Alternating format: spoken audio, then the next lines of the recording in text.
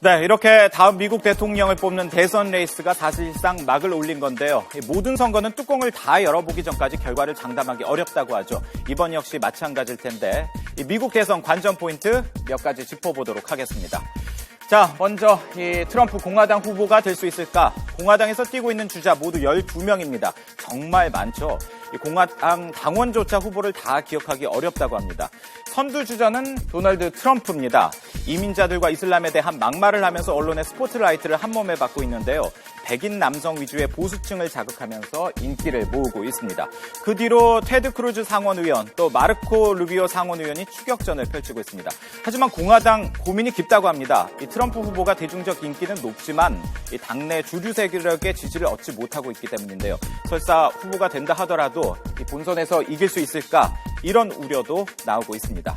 자, 다음은 첫 여성 대통령 탄생 가능할까?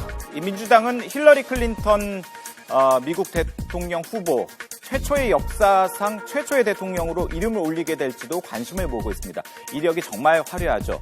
퍼스트 레이디에서 2001년 상원의원 당선, 또 지난 대선에서는 오바마 대통령과 경합을 벌이기도 했습니다. 그리고 국무장관까지 역임했죠. 자, 하지만 장관 시절 개인 이메일을 사용한 문제가 다시 불거지고 있고 기소 가능성까지 거론되고 있는데 이것이 대선 가도의 발목을 잡을 수 있을지 이 부분도 관심입니다. 자, 다음은 민주당 3연승 가능할까? 이것도 한번 살펴볼까요?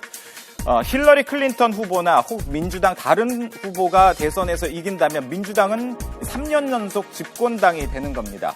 이 두 차례나 대선에서 승리한 정당이 세 번째에도 백악관을 차지할 가능성이 역사적으로 낮다고 하는데요. 유권자들이 이른바 삼선 피로감을 느낀다는 말입니다. 물론 예외도 있습니다. 가장 최근 사례로는 공화당의 조지 H.W. 부시, 즉 아버지 부시가 1988년 대선에서 승리한 그 경우입니다. 이에 앞서서는 같은 당의 로널드 레이건 대통령이 연임 상태에 있었죠. 자, 이번에 민주당 소속의 현직 오바마 대통령 지지도가 괜찮은 편이라서 이 가능성도 배제할 수는 없다고 합니다. 자, 마지막입니다. 아웃사이더의 반란 어디까지? 이번 미국 대선 경선에서는 양당 모두 이른바 아웃사이더들의 돌풍이 상당합니다. 앞서 언급한 공화당의 트럼프 후보, 또 민주당의 버니 샌더스 상원 의원이 그 주인공인데요. 물론 두 인물은 성격이 크게 다릅니다. 하지만 두 사람 모두 변화를 가져오지 못하는 양당 정치, 또 워싱턴 정치에 대한 유권자들의 환멸이 반영된 결과라는 분석입니다. 이 같은 아웃사이더의 반란, 찻잔 속에 태풍에 그칠지 정말 강력한 토네이도가 될지 그 누구도 단언하기는 쉽지 않을 것 같습니다. 자, 아무튼 이제 미국 대선 시계 점점 빨라질 것 같습니다.